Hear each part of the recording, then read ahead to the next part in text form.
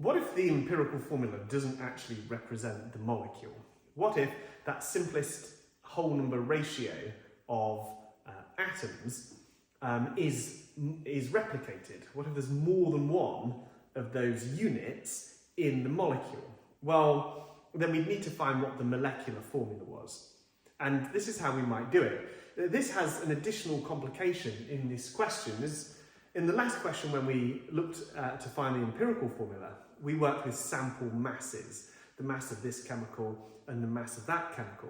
Here, we're not going to do that. What I've given instead is the percentage composition by mass. It means if I took all of the mass of this and found out how much of it was made out of hydrogen and how much of it was made out of oxygen, then this is the fraction, this is the percentage.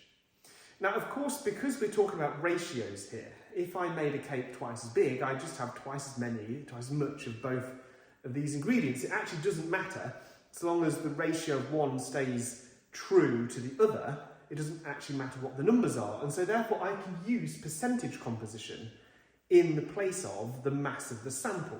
And that's exactly what I'm going to do here.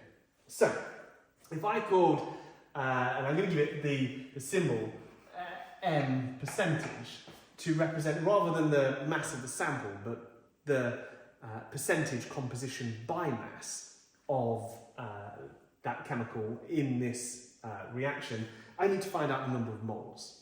So the very first thing I'm going to do is I'm going to take the percentage composition by mass and I'm going to divide it by the molar mass of that chemical. So the very first one that I want to do is I want to do this for the hydrogen. And so that is going to be equal to, well, what we have is 5.88, and we divide it by the molecular, the molar mass, I should say, of the hydrogen, which is 1. And so that becomes equal to, well, it's 5.88 grams of, not grams, moles of hydrogen present. The second thing I want to do is work out how many moles of the oxygen there are in this sample.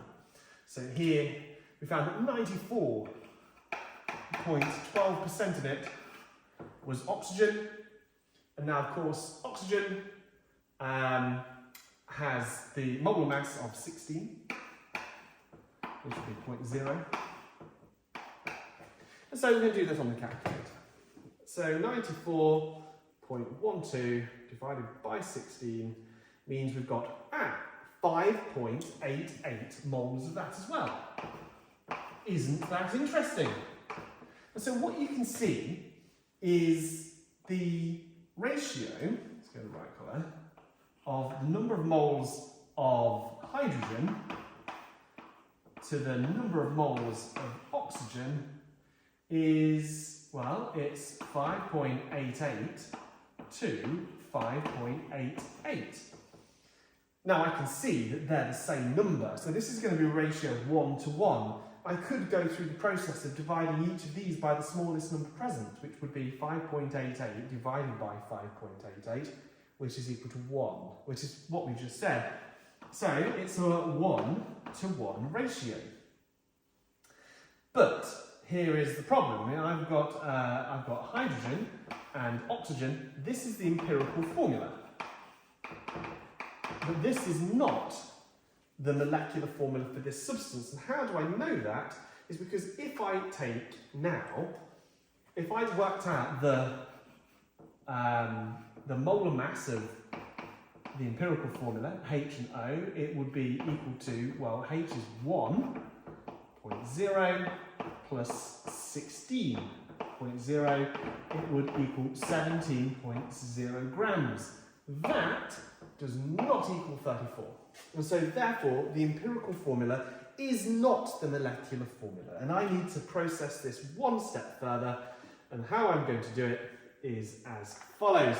What I do is I take this, the molecular mass of 34.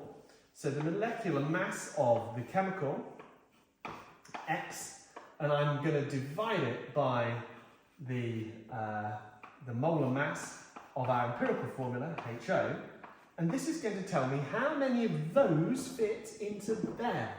So it's going to be 34 divided by 17, and what I can see is the answer is 2.